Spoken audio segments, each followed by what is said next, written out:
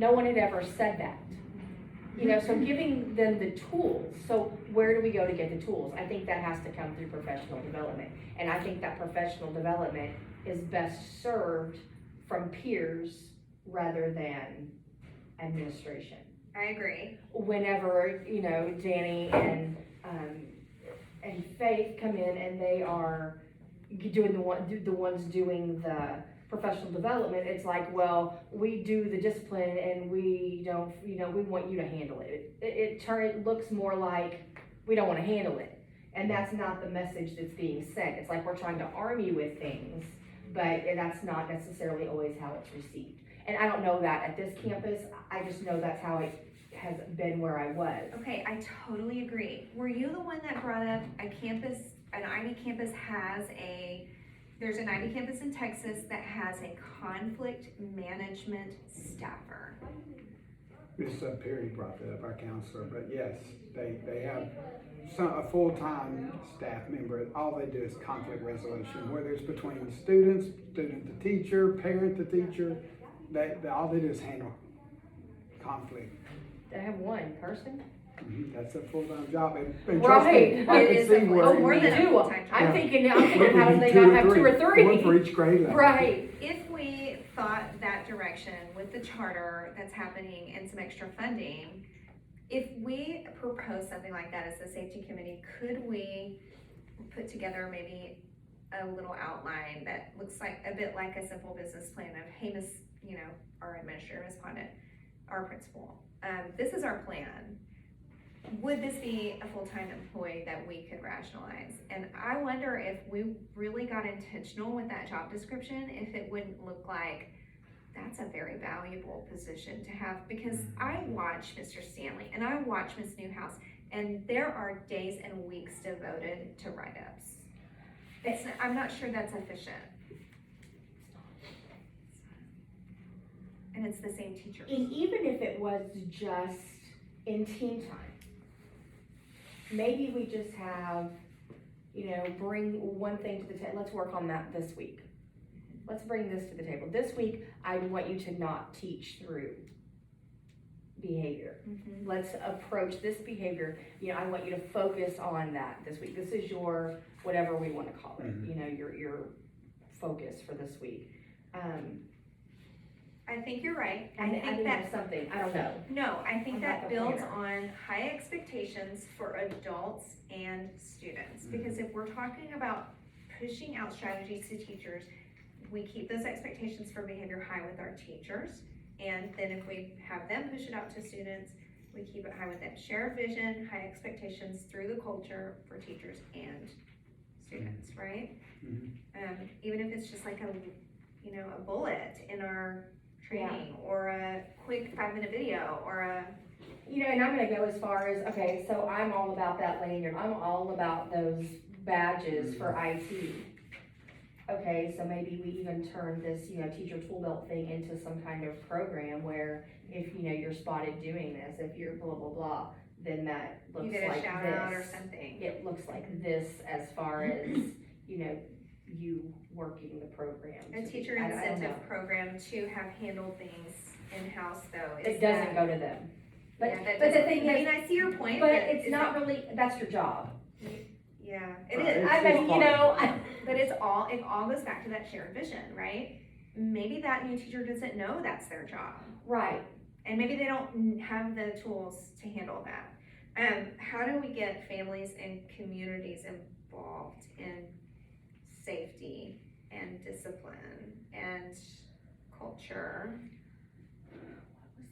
What was that? I think one of the things that we've done this year that has improved greatly from my experience here last year was insisting that teachers be the initial line of communication with the parents before they just, because if a student comes to my office and I call the parent and the teacher says, you know, I've been having this problem for weeks now, they've been acting up or whatever, and I say, well, the teacher's telling me this, and they're like, this is the first I've heard about it. So having the teachers communicate has been really helpful, because I'll ask them, has, whenever I call the parent, I'll ask them if, you know, Mrs. Ryan's, have you spoken with her? Yes, okay. So you're familiar with what's going on in the classroom, and now it's come to me, and that just makes my life so much easier. So how And- often have they not spoken to the teacher?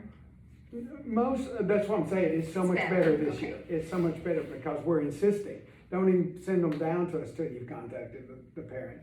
And so it has, I think that helps us, and it also just helps the overall communication, and the parents know that we're reaching out to them for help, that we're including them in it, we're not just surprising them with, okay, your kid's been acting up for all this time and now they're going to Dade, whatever, so they're not surprised. So I think that from the feedback that I get from parents, at least personally, it seems like they're really appreciative of the communication. I know there's some parents that are difficult to deal with, but the ones that really care and are involved, they appreciate the communication, and that helps.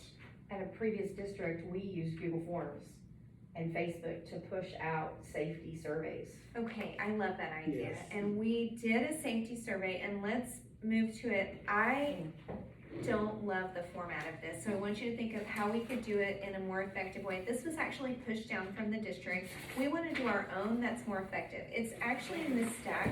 If you would separate them out by student Okay, so there's, in the stack, we have and teacher.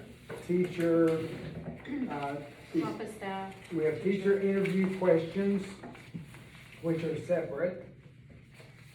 It looks like they're all together. So we have teacher, and then we have office and staff, so you might separate those out. Yeah, let's do a office and quick staff. sort, and then we're gonna do another sort according to some Going back to classroom commonalities. management, I'm I guess, new teacher, been teaching this my. Well, but you came up as an instructional assistant. Correct. So you're not new, Right, but- right, but, we're, with the district, we have mentors and mentees. We have a thing that we have to go to every month, Okay, a meeting, but are they really happening? Cause I'm supposed to have a mentor, but I don't have one. okay, this is a very valid thing that has come up before. So when I initially met with Jody Clements and Mr. Williams this time last year, I said, I know I don't work at Judson full-time, I go there 2 days a week. However, these are the things that are missing, and one of them was a mentor program. We just haven't gotten there yet because there were legal issues processes that weren't in place that had to be taken care of first. I mean, like mentor for Teacher to teacher. Okay, I propose a professional learning partner system next year, where you have a professional learning partner, it isn't mentor, Right. it's reciprocal. You observe each other, you build on each other. The Different way, subjects. you're having an issue with discipline problems and classroom management, then, you can go to your person Right. and say, hey, I'm having this problem, what do you suggest? So that what you're saying is the district mentor system isn't working. We can make our own, we'll do our own, but I'll need you on board to help plan. We do that every lunch. 8th grade hall sits and eats lunch together and says. So you're building this, camaraderie. what's going on? Have you talked to that parent? Have you blah, Good. blah, blah? Yeah, we Awesome. do that in 6th grade too. Yeah. Good. And we kind of feel lonely when, everybody's not in the lunchroom. I But know, and sometimes it's kind of like a powwow, like, we need this. let's just talk about how your day is going and what's, How can I support You you? look like How you know can what you're I? doing. you may have this student act out, okay, well, they act out in first period, but, Oh, you know, what happened between first period and third That's period, right, whatever, that's so. right. Yeah. So we sort of did a sort here of type. Now let's look at some commonalities. I know that'll be hard, but if you see, like this one says, Pretty from a safe, I student, guess. school is safe. It's pretty safe. So we could put these two together because they're common. See if you can make some connections between them, and particularly look for anything negative that we need to address right away, especially from students. This Like this isn't one says, okay. kids don't Oh, have right. common This sense. isn't okay. Yeah, so this one I isn't don't okay. think sometimes I'll be fine. And there are no names on these, but it says, I'll be fine, so that's, it's indescribable Yeah. with almost all no's. Okay, well, no's are good. All no's are good. But, That was kinda that's true, this all yeses, Oh, okay, well, we have a dissertation. we do. And it said, have you been grabbed or punched? Have you been punched or kicked? Have you been cut by another student? These are all yeses. Have you been threatened? Have you been cursed at? Have you been bullied? And then a dissertation.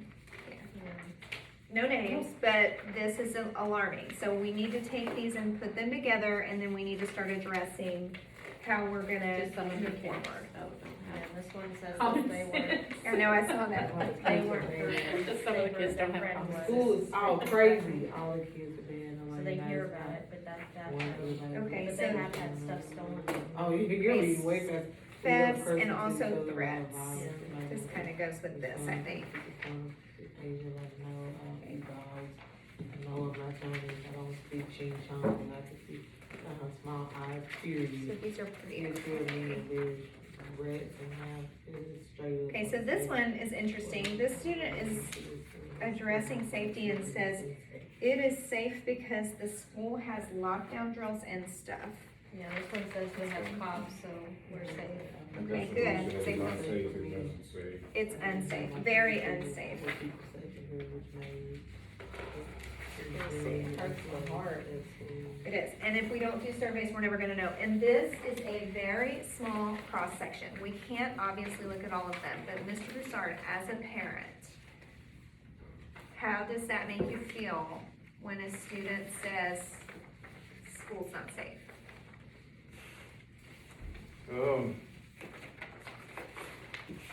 I feel worried. Just worried, constantly worried about what process and plans that the school has in place to protect my child. Okay. Do you think, looking at these briefly, that it would be warranted to have a Google form that all students and all staff, and we invite parents to fill out? Definitely. Okay, do you see that as 3 separate forms, 1 form with sections, 1 form all-inclusive, I would just do one. just 1 form, all-inclusive? I do have a question. Yeah.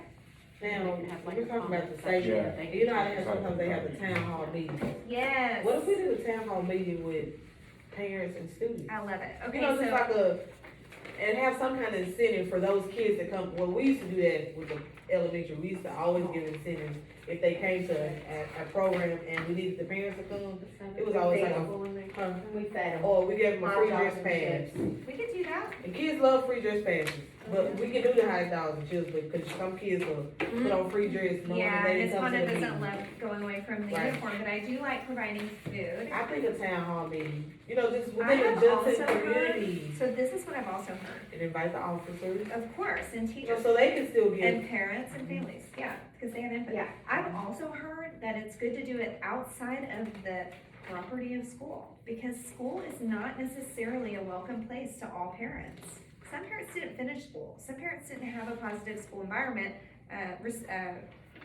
experience, right? So we go over to Judson Civic Center, which is right next door, and we do it over there. Or we do it at a No, local it's just, church. it's where they pretty feel positive, but it might be something that we need to address. One of them says, okay, but harsh play.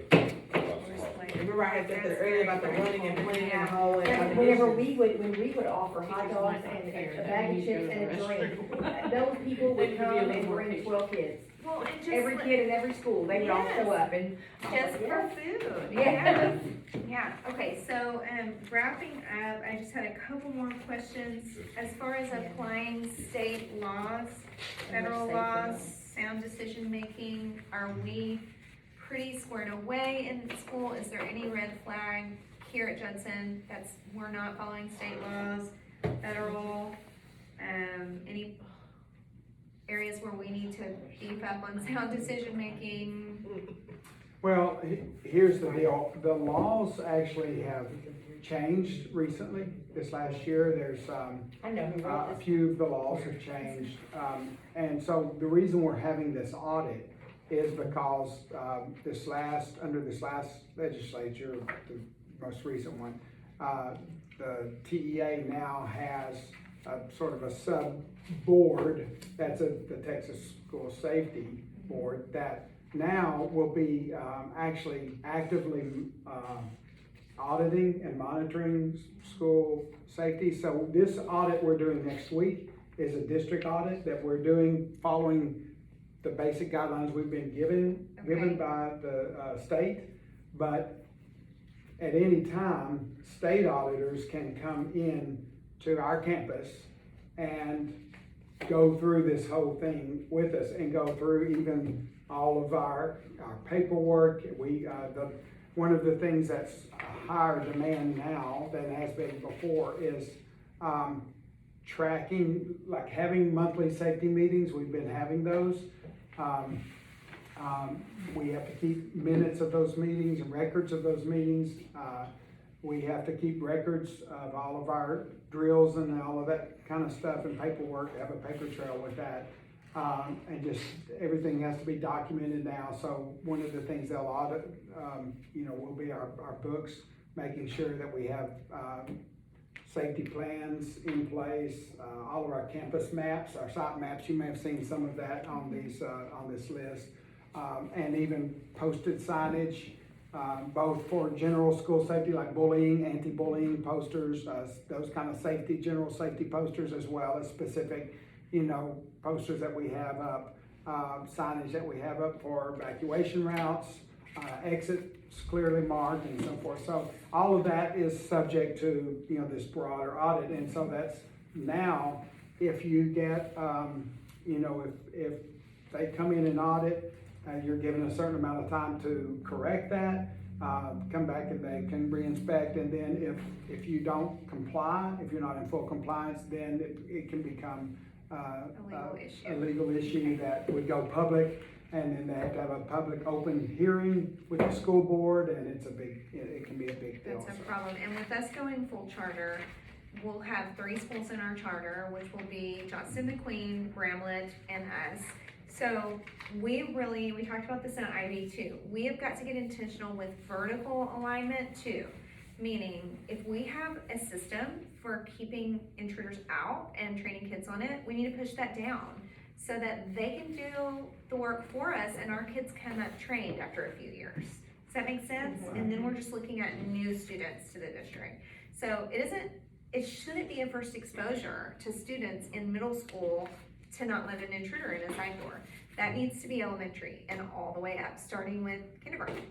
So we've got to work on getting aligned better that way. I think the next meeting we need to have some representatives from those elementary campuses.